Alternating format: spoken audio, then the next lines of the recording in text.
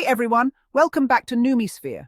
Today, I'm diving into a topic that's super important for understanding how companies raise money and how investors like you can benefit common shares versus preferred shares. Let's break it down so it's crystal clear. What are common shares? Common shares are the most typical type of stock that people think of when they hear stocks. When you own common shares, you own a piece of the company and have certain rights. Here's what you need to know. Ownership and voting rights. Common shareholders usually get to vote on important company matters like electing the board of directors or approving major decisions. Dividends. You might receive dividends, a portion of the company's profits, if the company declares them, but these dividends aren't guaranteed. They can vary based on the company's performance. Growth potential. Common shares can increase in value if the company does well, meaning you could sell your shares for a profit. But if the company performs poorly, the value of your shares can drop. Risk.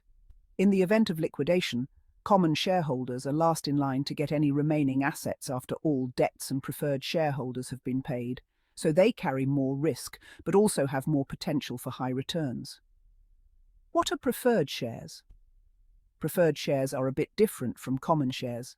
They have some unique features that can make them attractive to certain investors. Here's what you need to know. Priority on dividends. Preferred shareholders usually receive dividends before common shareholders.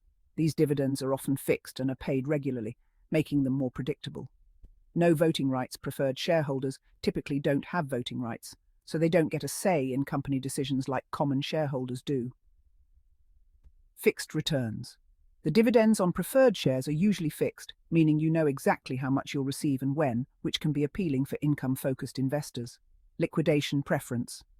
In the event of liquidation, preferred shareholders get paid after debt holders, but before common shareholders. This means they're in a safer position compared to common shareholders, but they usually don't benefit as much from the company's upside potential. Comparing common shares and preferred shares, dividends, common shares. Dividends are variable and not guaranteed. They depend on company profits and board decisions. Preferred shares. Dividends are usually fixed and paid out before common shares. Voting rights. Common shares often come with voting rights to influence company decisions. Preferred shares typically don't come with voting rights. Risk and return. Common shares. Higher potential for growth, but also higher risk if the company performs poorly. Preferred shares. Lower risk due to fixed dividends and priority in liquidation, but usually less potential for significant growth.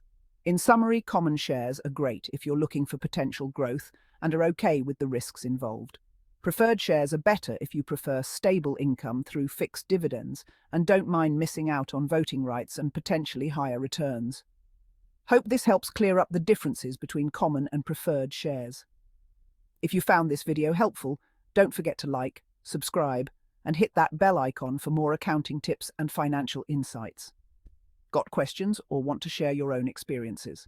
Drop them in the comments below. I'm here to help. Thanks for watching and see you in the next video.